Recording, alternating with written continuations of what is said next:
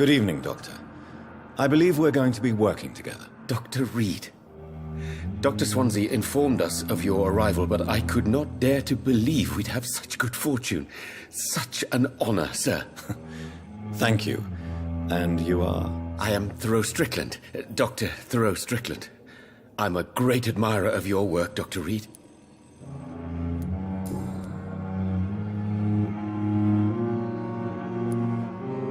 Please, could you tell me something about yourself? I'm a great admirer of your work concerning blood transfusion, Dr. Reed. I run my own experiments. I'm convinced it's the future. I based my technique on my mentor's research. He helped me perfect my method. What is yours? I'd rather not talk about it. For now, it's just theories and first approach. My process is purely experimental and unsuccessful. As long as you're cautious and...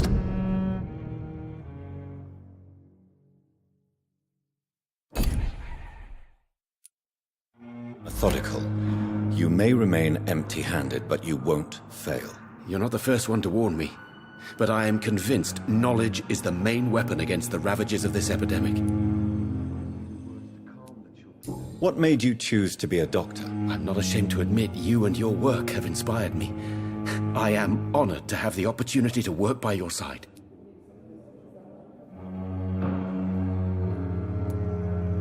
It's always a pleasure to share scientific and medical knowledge with someone eager to learn. I'll be glad to help you if I can. This epidemic may be the century's most terrible disaster, but I'm convinced that we, as doctors, are the only ones able to defeat it.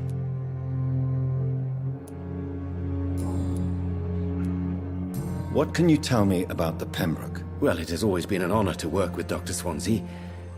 But with your arrival, I can't think of a better opportunity to learn about blood transfusion.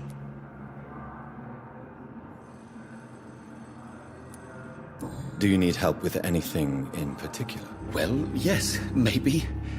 I'm waiting for a batch of products I ordered for my personal research, yet my supplier seems to have vanished. Do you want me to play the errand boy for you? Oh no, Dr. Reed.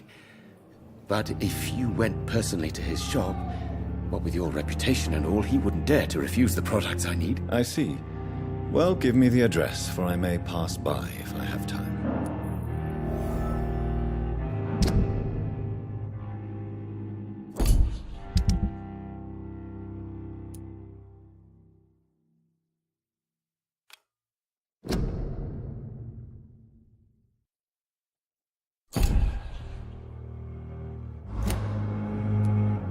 You seem quite optimistic. It's a rare and precious attitude in these difficult times. I'm convinced that this epidemic is a test of endurance and dedication for us men of science. Questions remain about our capacity to resolve the situation. True, true. Last summer, during the first wave of the epidemic, I used to joke with Milton about the extra work. We're not smiling now.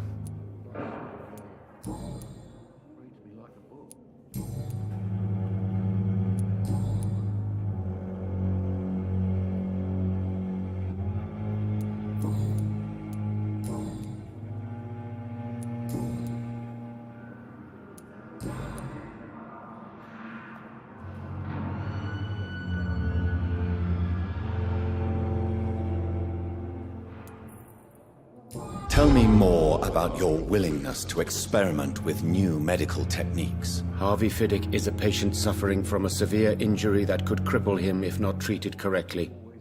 I'm convinced your blood transfusion technique could help him. What is it you really want? To save him, or to prove your point? Fair question. I want nothing but to save my patient, Dr. Reed. Especially since I know Mr. Fiddick's story. Tell me Mr. Fiddick's story. Our first diagnosis was compromised because Mr. Fiddick lied to us about the real origin of his injury. He first claimed it was an accident. But why would he hide such crucial information from us? Because he is a proud father, ashamed of putting his children at risk because of his own negligence.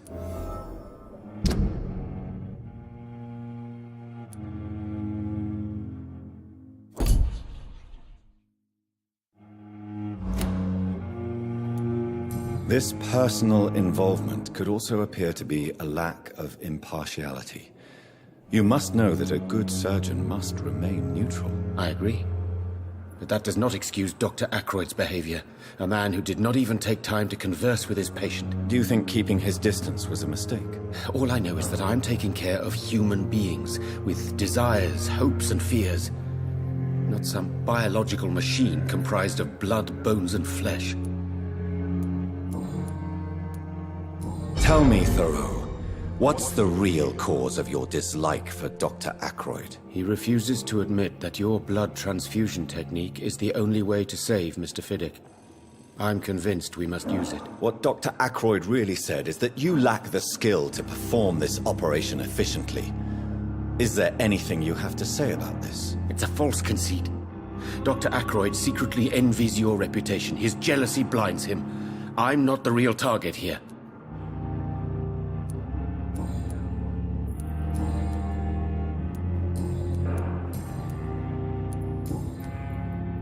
Goodbye, Dr. Strickland.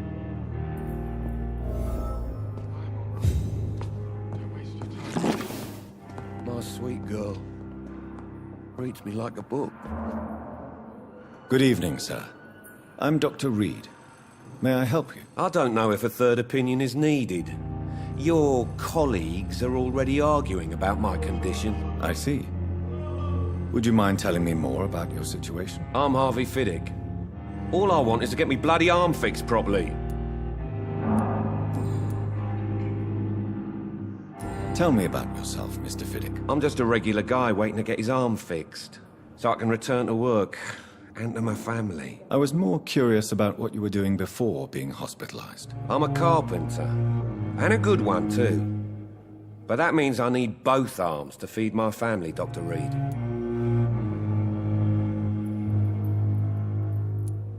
Are you satisfied with your treatment here? Well, it's clear that I've chosen a bad time to be injured. Forgive my bluntness, but you seem overwhelmed by cases of the flu. I won't lie to you about it. I'm afraid we are. Are you sure you don't want to operate yourself, Dr. Reed? I have the feeling you're very capable, and your colleagues seem to think so too. In other circumstances, you would be right. But for now, I don't think I can take on the responsibility. My apologies. Tell me about the doctors who are arguing about your case. Strickland and Ackroyd.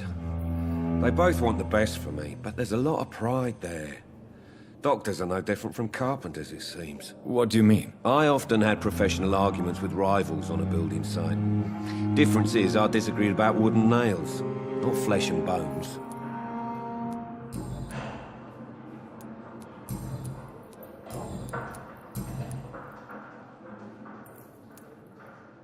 Tell me about your injury, Harvey. Why do you feel so guilty about it? My wife died because of me.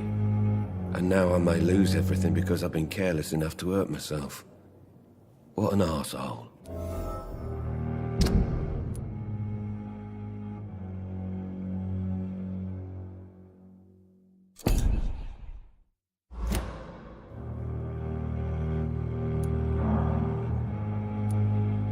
How could your job be responsible for your wife's death? I was working a double. She went out to bring me a hot meal and got caught in a German bomb raid.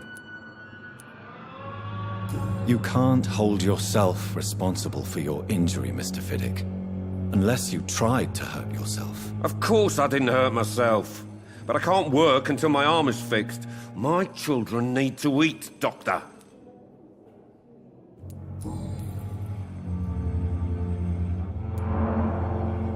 Tell me more about the death of your wife, Harvey. 1915. I was in the army, building workshops for the Royal Flying Corps.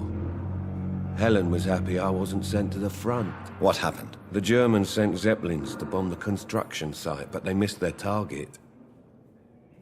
My wife was bringing my dinner when the bombs fell.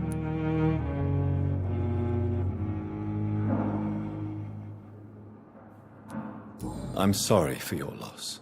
So many died during the bombings. I served in France and witnessed the carnage there. I would like to say that she didn't suffer. Truth is, I have no idea. I just know that I'm all that me kids have. Poor little bleeders. How are your children after losing their mother? They were smaller then. The only good thing about this is my Helen didn't bring them with her that night.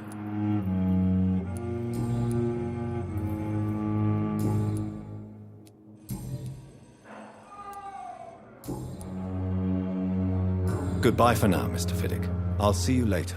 I will not let you down, my boy.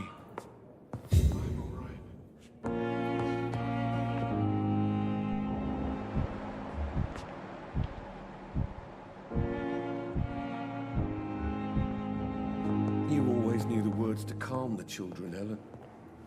As for me, what a blunder. Good evening, sir. I'm Dr. Reed. I believe we're going to be colleagues. Reed? Yes, I've been informed about your arrival. I'm Waverly Ackroyd.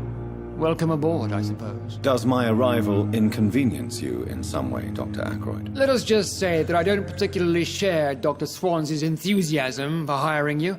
What we need here are reliable professionals, not overrated dabblers.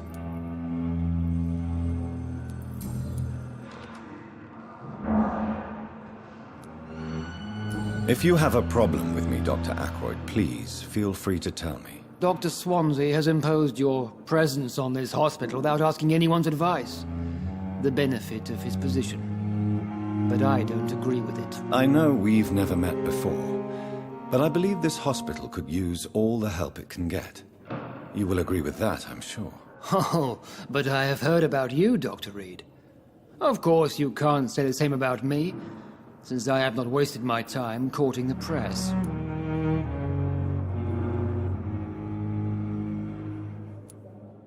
There is no need for such animosity between us. Don't you think the epidemic is already enough to deal with? That is one point we could agree on.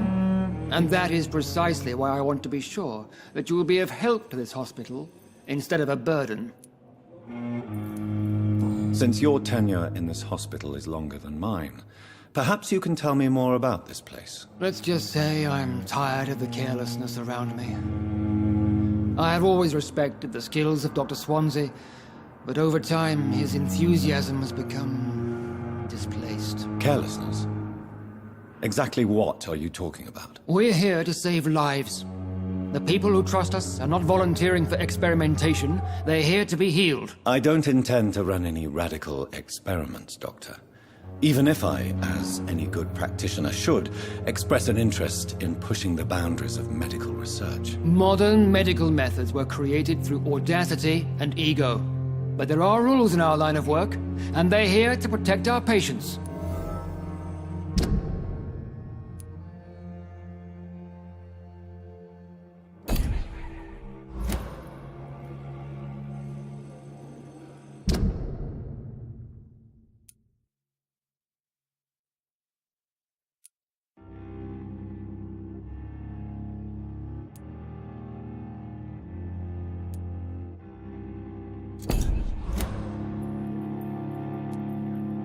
Tell me, Waverly, what do you think of Dr. Strickland's enthusiasm for his experimental research? Strickland is playing with his patients' lives for pride and glory. Now that, sir, is unethical. Are you thinking about something in particular? Harvey Fiddick needs delicate surgery. I believe we should stick to the usual procedure, but my young colleague obviously disagrees.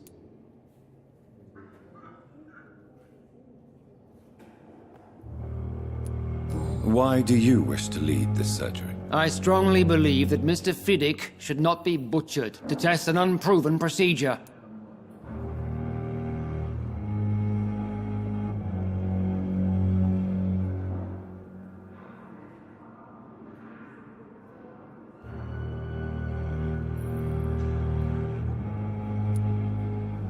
I really hope you're right about this, Dr. Ackroyd. I'm trusting your judgment on this. I'm not the kind of man who runs away from his responsibilities, Dr. Reed. There is no need for you to be looking over my shoulder. And are you not afraid that your rivalry with Strickland may be blinding you? Rivalry?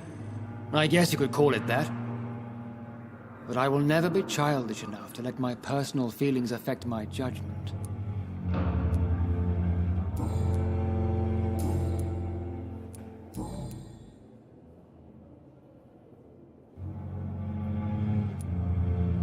It seems you have bad memories of your military service. I refuse to see this industrial slaughter as scientific progress. War only reveals the worst in men. We can at least agree on something, Dr. Ackroyd. I don't know what you've heard about me, but I have already proved my value as a practitioner. I don't question your skills, Dr. Reed, but your motive. Is it money, fame, or are you truly dedicated? And what exactly is that supposed to mean? I served in the war just like you.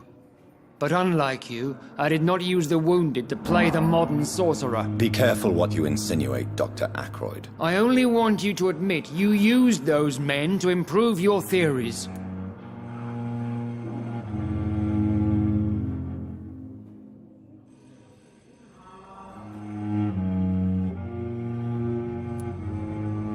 This is ridiculous.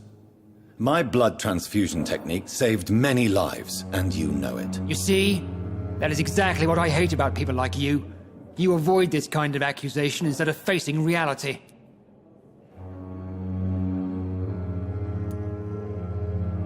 What do you think of Dr. Tippett's opinion of your promotion, Waverly? Tippett is a good practitioner.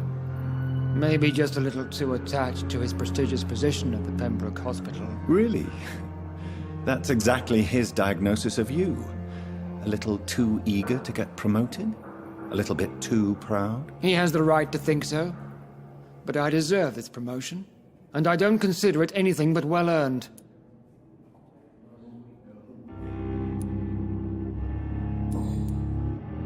Thank you for your time. We'll talk later.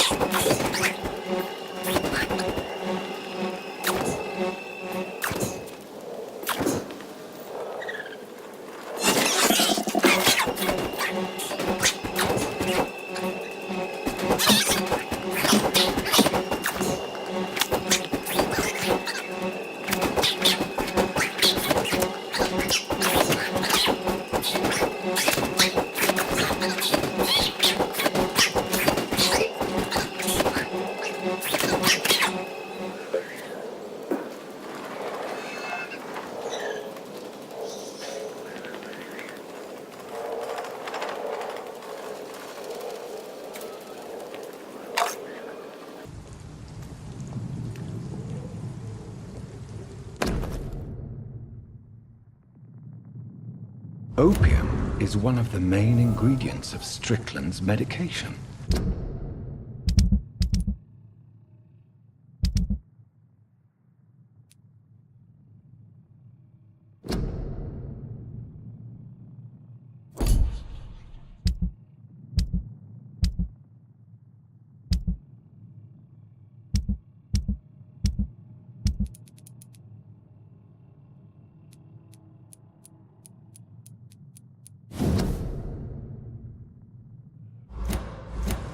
Never a good move.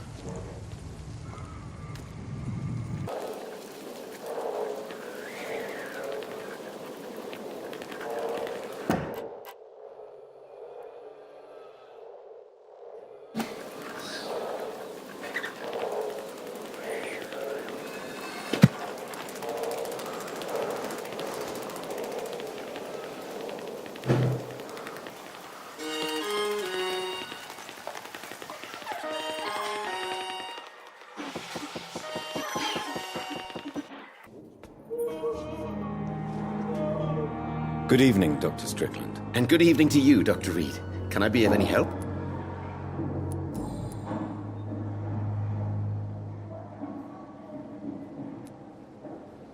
What do you think of Dr. Ackroyd's aversion to modern medical methods? It's a shame he's so narrow-minded. Dr. Swansea taught me that science is about exploring uncharted territory. I'm convinced that's true. With the influenza and all that's going on, you should put your differences aside, don't you think? Why is it so difficult to work together? I believe that if Dr. Ackroyd had been the one to discover the transfusion process, he would be the first to recommend its use. So you believe it's just a question of jealousy and pride? Dr. Ackroyd is as proud as he is blinded by his obsolete concept of medical science.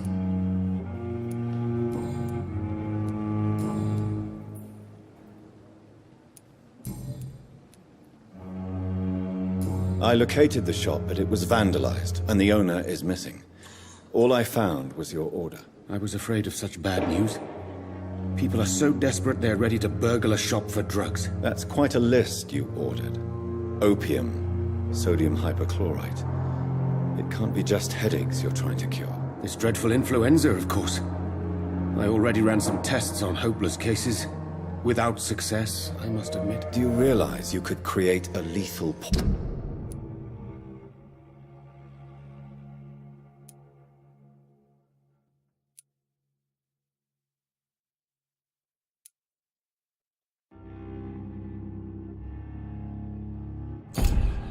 without the correct dosage? Then there are the legal ramifications. Is this not true of any medical substance, Dr. Reed? However, if you would agree to improve it, I'd be glad to accept your help. As long as you promise to be scrupulous with your experiments, I may try to gather these substances and even help improve upon the mixture. That's all I'm asking for, Dr. Reed. That's all I'm asking.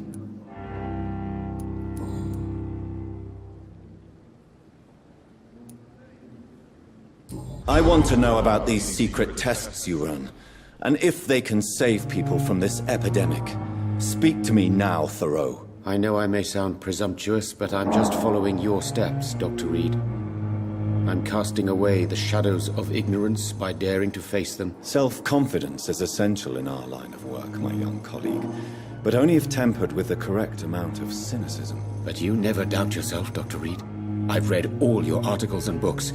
You performed the most daring research during the war.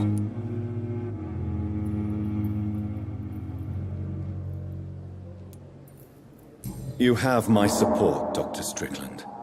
I know exactly what it feels like to battle an unknown disease, with only your mind and force of will to help you. Thank you, Dr. Reed. You don't know what that means to me. I cannot enter.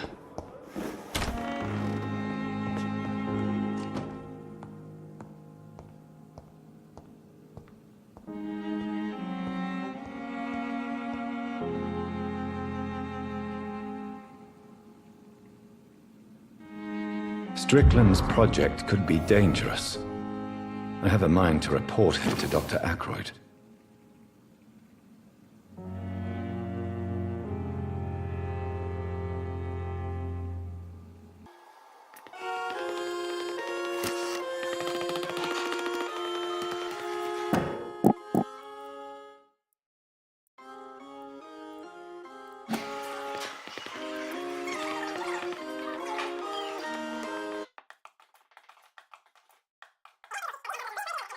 I'm quite busy right now, Dr. Reed.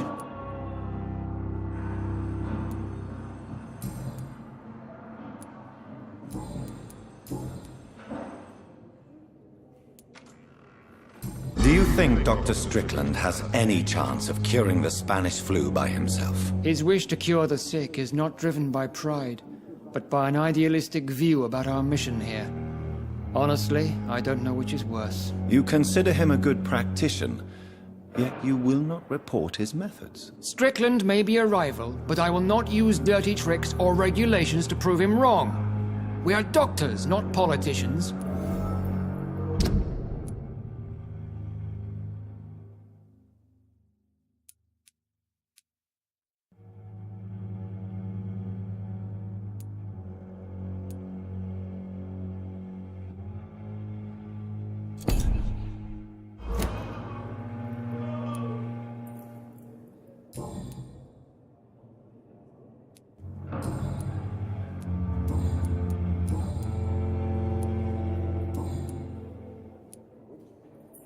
I know that you're a busy man, but I could use your help and advice. The great Dr. Reed honors me with a request. What is it exactly? Dr. Strickland devised an experimental drug for the Spanish flu that he asked me to manufacture. You know what I think of fringe medical experimentation? That's exactly why I want you to keep the result, Doctor. I made sure it won't harm anyone, but I'd like you to take care of it. I see. Put it in my cabinet. I'll give you the key. I'll make sure no one uses this medication by mistake. I'll do that. Thank you for your help, Dr. Ackroyd. Thank you for your trust on the matter, Dr. Reed.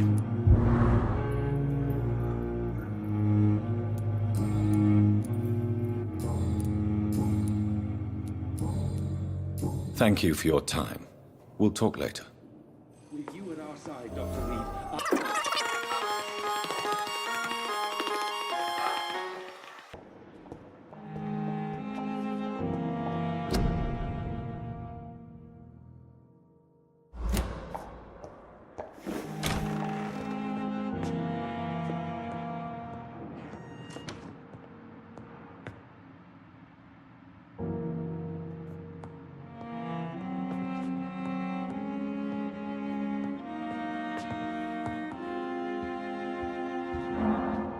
It's locked. It's locked, all right.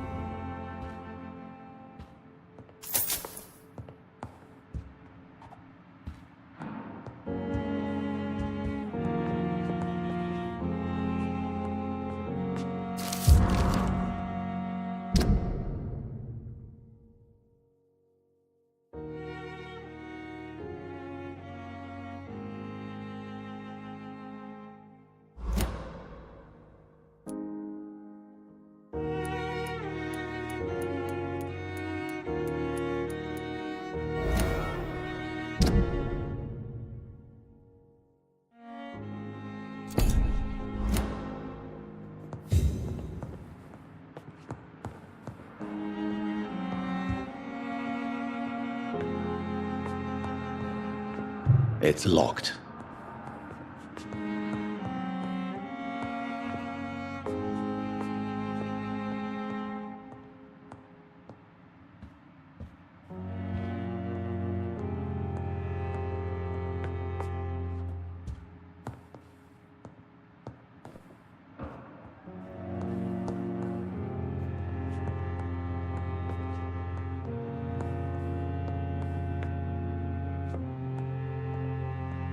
Now that Dr. Ackroyd has been warned, he should make good use of this formula.